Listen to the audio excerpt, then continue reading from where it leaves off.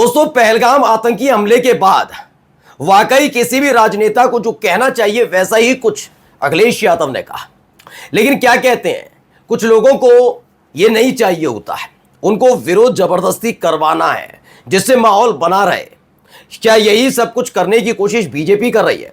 क्योंकि अखिलेश यादव ने साफ तौर पर कह दिया कि हम हर एक्शन के जो भी लिया जाएगा मोदी सरकार की तरफ से पाकिस्तान के खिलाफ हम उनके साथ खड़े हैं।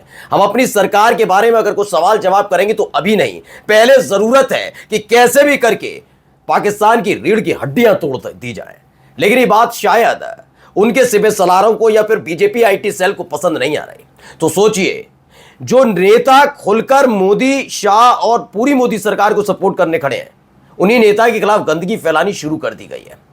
लेकिन जैसे ही गंदगी फैलानी शुरू की अखिलेश यादव के बयान को तोड़ मरोड़ कर, वैसे मुंह काला कराकर एक व्यक्ति भागा भी है। आज आपको दिखाने जा रहा हूं कि इस सबसे सेंसिटिव मुद्दे पर एकजुटता दिखाने का वक्त है। लेकिन गंदगी फैलाने वाले बाज नहीं आते, लेकिन जब गंदगी फैलाने वाले बीच चौराहे पर पकड़े जाते हैं तो कान पकड़कर मरोड़ भी दिया जाता है। नमस्कार, मैं हूं प्रज्वल गौतम और आप देख रहे हैं news circle. Bharatiya Janata party कैसे ये सब कर पाई हर कोई जानता है। उनका एक बीजेपी आईटी सेल है, एक ऐसा आईटी सेल जो सिर्फ गंदगी फैलाने के लिए जाना जाता है।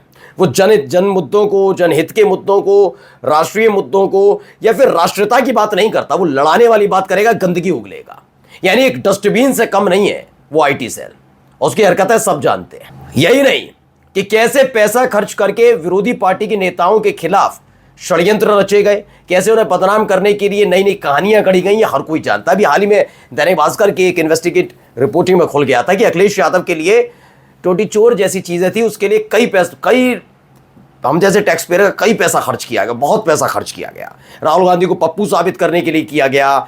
मतलब इस सब चीजों के लिए इन्होंने इतना पैसा खर्च किया और मिला कुछ नहीं, ढाक के 3 पात हो गए, आ गए देश की तीसरी सबसे बड़ी पार्टी समाजवादी पार्टी बन गई। क्योंकि लोग, जनता पहचान गई ना, ये झूठ की, नफरत की राजनीति करते। कुछ ऐसा ही कारनामा किया जा रहा था। पहले मैं एक वीडियो दिखाने जा रहा हूँ, वीडियो जरा गौर से देखिए। हालांकि परिवार से मेरा कोई संबंध नहीं है और मैं तो अपने पार्टी के लोगों से कहूंगा कि ऐसी घटना में जरूर पहुंचे। तो ये पहलगाम आतंकी हमले में जो कानपुर के रहने वाले शुभम द्विवेदी, उनकी भी मौत हुई थी, उनको भी गोली लगी थी।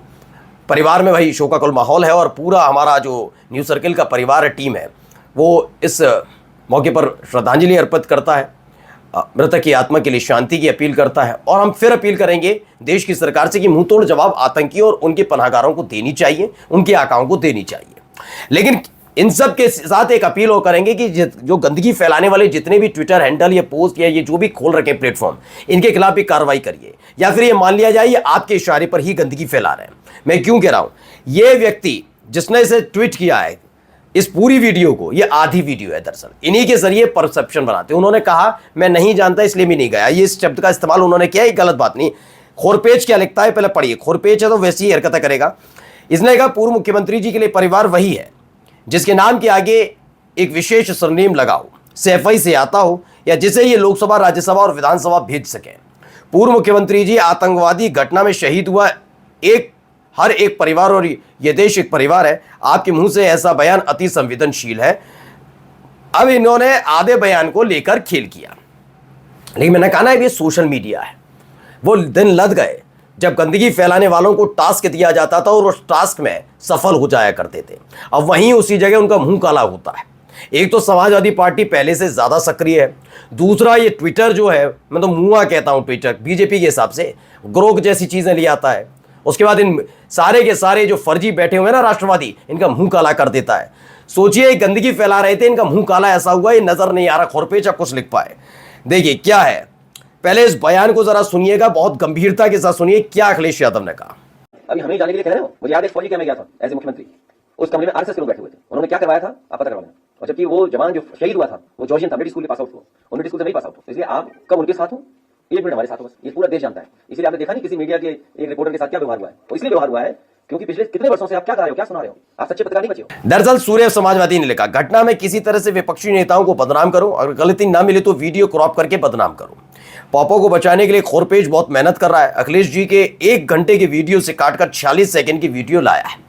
दरअसल अखिलेश यादव ने उस वक्त का एक जिक्र किया जब एक ऐसी ही घटना घटती है, तब उस समय उत्तर प्रदेश के मुख्यमंत्री अखिलेश यादव थे, उन्होंने बताया कि मुख्यमंत्री था, मुख्यमंत्री होने के नाते बिल्कुल जाना चाहिए और किसी भी शहीद के लिए सम्मान देना ये छोटी बात है, बहुत बड़ी बात है कि अखिलेश यादव हो या कोई भी मुख्यमंत्री प्रधानमंत्री हो, सबको जाना चाहिए। वो बात अलग है कि प्रधानमंत्री पर समय नहीं था कि पहलगाम नहीं जा पाए, लेकिन हाँ बिहार पहुंच गए, अच्छी बात है। खैर, अखिलेश यादव ने याद दिलाया कि मैं जाता, लेकिन इनकी गंदी फैलानी जो आदत है ना वो छूटती नहीं है। याद करिए कि जब मैं मुख्यमंत्री था उस समय मैं गया था एक शहीद के घर पर, वहाँ पहले से आरएसएस के और बीजेपी के नेता बैठे थे और उसके बाद कैसा षड्यंत्र रचा गया था, कैसे गंदगी फैलाने का काम किया गया था, ये उन्होंने याद दिलाया।